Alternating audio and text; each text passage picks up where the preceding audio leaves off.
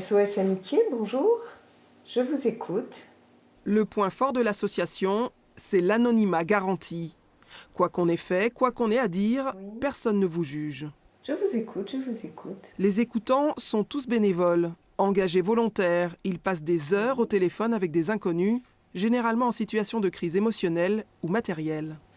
Je me sens utile et puis je pense que ça participe à la notion d'échange, que c'est très important qu'on échange.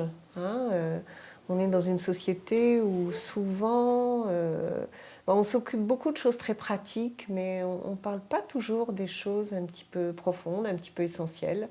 Oui. Les bénévoles bénéficient d'une longue formation pratique et théorique avec entre autres un psychologue. La première compétence souhaitée, la motivation. Pour être écoutant, il faut ensuite être fiable. L'exercice demande du temps, de 18 à 24 heures par mois, et de l'investissement personnel, avec un contrat de 2 à 3 ans à la clé. Ça me prend 1 à 2 demi-journées par semaine, et puis 1 nuit par mois. C'est un gros engagement, disons que c'est un engagement vraiment régulier. Il ne faut pas se dire ah tiens, je vais y aller, là, cette semaine j'ai un peu de temps. Non, on est obligé de programmer ça sur le mois. Ce pacte peut paraître exigeant, mais il est indispensable pour assurer un bon suivi. Le mal-être, la détresse représentent 2/3 des appels reçus, dont un bon nombre d'habitués. Les appelants sont à l'image de notre société, des monsieur et madame tout le monde, de tous âges et de tous milieux, presque autant d'hommes que de femmes et parmi eux, de plus en plus de préados.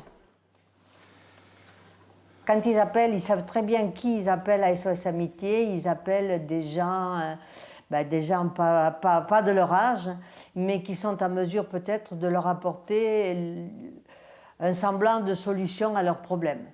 Il y a une demande importante sur tous les chats, parce que c'est une population qui est très très jeune, qui appelle sur les chats, et ça peut commencer à 12 ans. Les 47 centres que compte le territoire français se relaient 24 heures sur 24, 7 jours sur 7. Et pour ça, il faut du monde au bout du fil. L'antenne grenobloise compte aujourd'hui 33 bénévoles, alors qu'il en faudrait une cinquantaine pour fonctionner de manière satisfaisante.